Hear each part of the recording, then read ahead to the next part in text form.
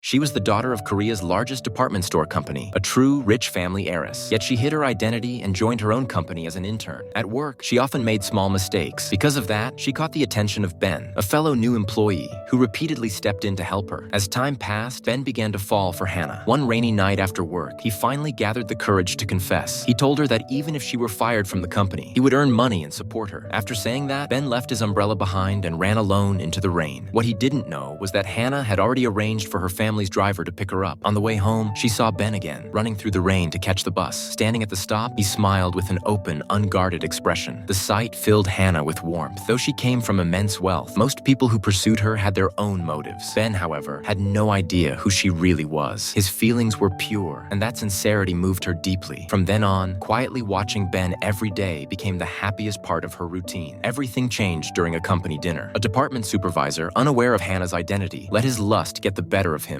and pressured her to drink a cross-cup toast with him. Seeing this, Ben exploded in anger. He refused to let the supervisor use his position to force her and drank the cross-cup himself in her place. The way Ben stepped in made the other female co-workers' hearts race, but Hannah looked unhappy. She suddenly stormed out of the restaurant. Ben chased after her, asking why she had left so abruptly. Her answer froze him in place. Hannah was jealous. She scolded him, saying he was far too charming after drinking, enough to make the other women lose control. In that small clash, both of them finally revealed their true feelings. From that moment on, they officially began dating. They spent their days like any ordinary couple. They went on dates, rode the city rail together, and watched the sunset fade into dusk. In Ben's eyes, Hannah was gentle and beautiful, the perfect first love he had always imagined. He later took her to his rural hometown village. Proudly, he introduced his father as the village chief and showed her the large orchard his family owned. It was his subtle way of telling her that his family background was solid, that he could give her a good life. He then brought her to his mother's small convenience shop and warmly treated her to the popsicles that children loved most. Hannah, who had grown up surrounded by luxury and had only ever eaten premium ice cream, smiled and said it was the first time she had tasted such a delicious popsicle. Ben misunderstood her words. He assumed her family must be poor, that her parents couldn't afford to buy her popsicles when she was young. He even began to think her clothes looked worn, as if she couldn't afford new ones. Hannah never expected him to come to such a conclusion. Half amused and half helpless, she told him that the clothes she wore were expensive enough to shock him. But Ben, sincere to a fault, simply smiled and said she didn't need to keep up appearances in front of him. He told her he would never look down on her, no matter how modest her background might be.